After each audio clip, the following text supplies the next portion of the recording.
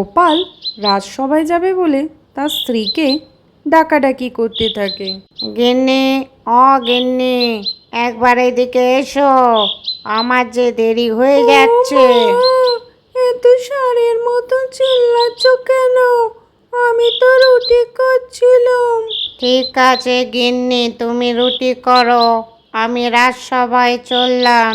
ওগো, সাবধানে যেও, দুক্কা দুক্কা। এরপর গোপাল ও গোপালের স্ত্রী উভয়ই যে যার কাজে চলে গেল। গোপাল প্রতিদিনের মতো নাচতে নাচতে রাজসভায় এসে হাজির হলো। মহারাজ কৃষ্ণচন্দ্র গোপালকে দেখে আহ্লাদে গদগদ হয়ে বললেন, গোপাল, আজ তোমাকে আমি একটা কঠিন প্রশ্ন করব, তুমি উত্তর দিতে পারবে?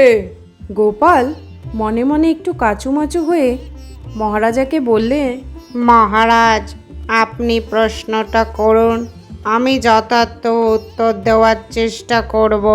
গোপালের কথা শুনে মহারাজ কৃষ্ণচন্দ্র খুশি হয়ে গোপালকে বললেন, আচ্ছা গোপাল, বলো তো, বুদ্ধি বড় না অদৃষ্ট বড়? গোপাল তখন রাজসভায় দাঁড়িয়ে সবাইকে শুনিয়ে বললে, মহারাজ, এই প্রসঙ্গে আমি দুটো গল্প বলবো। গল্প শুনলেই আপনারা বুঝতে পারবেন অদৃষ্ট বড় না বুদ্ধি বড়। গোপালের গল্প শোনার জন্য সভার সকলেই উৎসুক। গোপাল তখন তার গল্প বলতে শুরু করলে। শুনুন মহারাজ, দেবী পার্বতী একদিন মহাদেবকে বললেন, হে প্রভু, আপনার এক ভক্তের দুঃখ দেখে আমার যে আর সহ্য হয় না। বেচারা এক গরিব ঝাড়ুদার, দিন রাত আপনার নাম করে, অথচ ওর কী অবস্থা! পরনে ভালো কাপড় নেই, অন্নের অভাবে কাহিল। তখন মহাদেব তার অন্তর্দৃষ্টি দিয়ে সেই ব্যক্তিকে দেখে তিনি পার্বতীকে বললেন, হে দেবী, আমি কি করব? ওর অদৃষ্টে অর্থভাগ্য নেই। আমি লক্ষবার অর্থ দিলেও ওর লাভ হবে না। ও সেই অর্থ ভোগ করতে পারবে না, কারণ বিধাতা পুরুষ ওর অদৃষ্টে অর্থভাগ্য লেখেননি। দেবী পার্বতী মহাদেবের কথা শুনে বললেন, হে প্রভু, আপনি একবার অর্থ দিয়েই দেখুন না, ঠিক ওর ভোগে লাগবে। আহা, বেচারার কি কষ্ট, আপনি ওকে একবার অর্থ প্রদান করুন। মহাদেব পার্বতীর কাতর অনুরোধ শুনে বললেন, বেশ, আমি ওকে অর্থ প্রদান করছি, কিন্তু তুমি দেখো ওর অদৃষ্টে অর্থ নেই।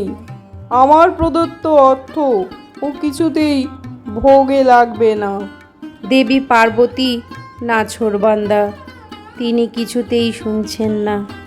পার্বতী মহাদেবকে বললেন, হে প্রভু, আপনি একবার দিয়ে দেখুন। বেশ, আমি ওকে এক্ষুনি প্রভুত্ব অর্থ প্রদান করছি। এই বলে মহাদেব ব্রাহ্মণ গ্রামের যেই পথ ধরে বাড়ি ফেরে সেই পথের একপাশে অনেকগুলো সোনার মোহর রেখে দিলেন। দেবী পার্বতী তখন আনন্দে বললেন, প্রভু, এবার নিশ্চয়ই ব্রাহ্মণের ভাগ্য ফিরবে। মহাদেব আর কোনো কথা না বলে চুপ করে রইলেন। এদিকে গরিব ঝাড়ুদার ওই পথ ধরে বাড়ি ফিরতে ফিরতে ভাবল, আচ্ছা, অন্ধরা কিভাবে পথ চলে একবার পরখ করে দেখি না কেন? গরিব ঝাড়ুদার নিজেকে অন্ধ ভেবে চোখ বুজে ধীরে ধীরে পথ চলতে চলতে তার বাড়ি পৌঁছে গেল। এদিকে পথের মোহরগুলো পথেই পড়ে রইল।